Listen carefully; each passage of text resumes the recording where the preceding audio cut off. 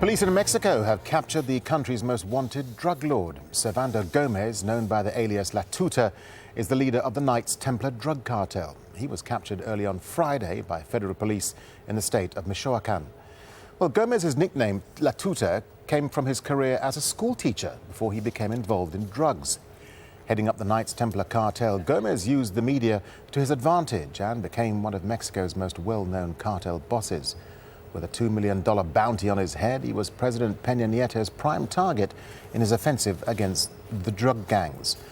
Well, since the Mexican government began cracking down on drug-related violence in 2007, more than 100,000 people have been killed. Well, John Holman is in Mexico City and sent us this report. One of Mexico's most wanted men, taken without a shot. Servando Gomez, known as La Tuta, allegedly ran one of Mexico's most powerful criminal organizations, the Knights Templar. In recent years, the cartel branched out from drug trafficking to extorting farmers, shopkeepers, and anyone who they could squeeze protection money from. Gomez always maintained he was a man of the people. At that time, I was a born criminal, drug trafficker. Because I took risks and I had my bit of money, they wanted to steal from me and kidnap my family. And I didn't allow that. I'm not going to compare myself with any character from history. I don't want to make the comparison, and I'll tell you that very easily. But why did Pancho Villa and Emiliano Zapata raise their weapons?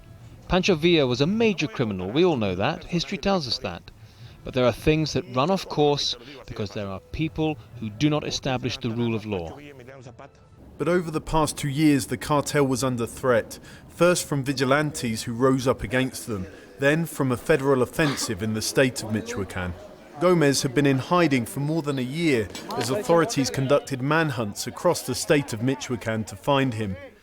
His capture could give a boost to President Enrique Peña Nieto, beleaguered by scandals and the ongoing investigation of the disappearance of 43 students who were attacked by local police last year. Over the past year, Mexican officials have proclaimed victory in Michoacan, and the arrest of Gomez will likely be held up as proof.